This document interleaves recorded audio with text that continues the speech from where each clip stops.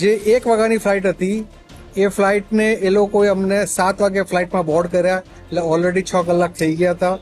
ત્યાર પછી જ્યારે ફ્લાઇટ ગેટ ઉપરથી ડિપાર્ચર માટે જ્યારે રિલીવ થઈ, એ જેવી ગેટની બહાર નીકળી અને ફ્લાઇટને 1.5 કલાક એમણે ઊભી રાખી.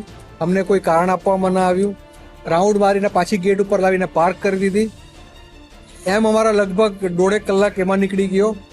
ત્યાર પછી અમે બધાએ ઊભા થઈને કારણ જાણવાનો પ્રયત્ન કર્યો તો કે કંઈ ટેકનિકલ ફોલ્ટ છે, એટલે ફ્લાઇટને અમે અત્યારે અહીંયા કેબિન ક્રૂને પણ આ વસ્તુ ખબર નહોતી કે ભાઈ શું પ્રોબ્લેમ ચાલે છે. અને જે કેપ્ટન હતા એ પણ કોઈ એનાઉન્સમેન્ટ કરતા નહોતા. અને ફ્લાઇટના જે અહીંના કેનેડાના જે ટોરોન્ટો એરપોર્ટ પરના એર ઇન્ડિયાના જે ફ્લાઇટ મેનેજર હતા એ ભાઈ અમારી સાથે દાદાગીરી કરતા હતા. અમે કીધું કે અમે 15 ગુજરાતી લોકો ફ્લાઇટમાં હતા, એટલે અમે નક્કી કર્યું કે we don't want to fly by this aircraft. તો either you deplane us or refund us. અમારી તમામ માહિતીથી અપડેટ રહેવા માટે જોડાયેલા રહો S9 ન્યૂઝ સાથે.